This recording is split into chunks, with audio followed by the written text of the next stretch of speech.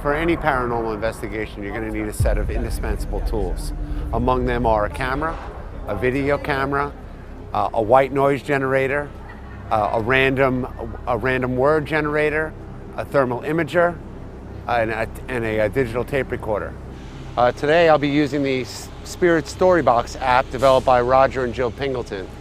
It's a random name generator that gets triggered by electromagnetic frequencies. The theory is that the spirits are able to manipulate it and deliver a word that is relevant to your situation. We named it Spirit Storybox in honor of other spirit boxes that had come before, and we do still consider it a very basic ghost hunting tool.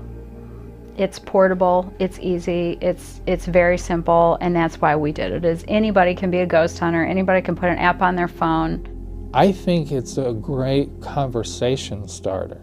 So it comes up with a word and, okay, so start asking questions about that word. Good evening, I am of course Professor Mortimer, noted academic on all things supernatural, and we are of course here in Washington Square Park. Now Washington Square Park was formerly a potter's field. Estimates say that up to about 20,000 bodies still remain under our feet at the moment. So if there's any place where we're going to find a little bit of supernatural activity here in New York City, this would be a prime spot among them. You can see that this one's actually working quite well. It's picking up the lights that are hot.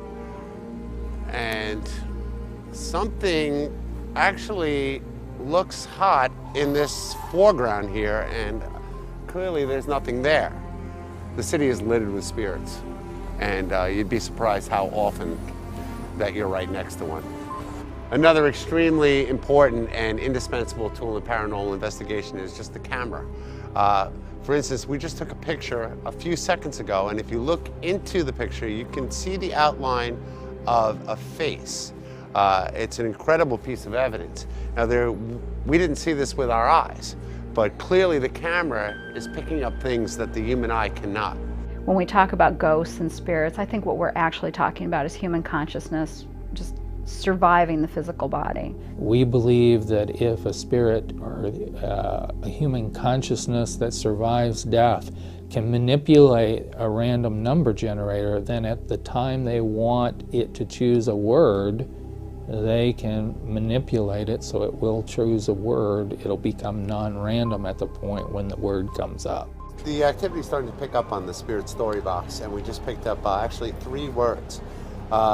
Throughout shack, friend, diagnosis, and diligent. Can you tell me how some of that might apply to Thomas Paine? I can definitely tell you how friend, diagnosis, and diligent would relate back to him. After he came back from France helping with the French Revolution, he actually grew very unpopular here in America. He wasn't happy with the Constitution, didn't allow women to vote, still allowed for slavery, all that kind of stuff. And so he was trying to tell people, hey, you're living your lives wrong. And he was very, very diligent about this. So diligent that he grew very unpopular here in America. And he died in 1809, was buried, actually buried back upstate, but his body didn't stay there. Pieces of Thomas Paine's skeleton continued to be kept as souvenirs around the world, but it said his spirit continues to hang out here, continuing to talk. People say they've heard him talk, trying to continue to convince us to make this world a better place. We get stories from people every day that have had amazing experiences with it.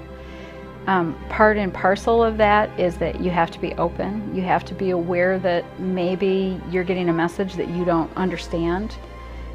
People will turn it on, run it for 5 minutes, say this doesn't work. We just ask people, go to some place where there might be some spirits, have an open mind, let it run, just see what happens, see if you can make sense out of what it is telling you. And maybe telling you something that isn't part of your experience, but is part of a spirit or another human's experience.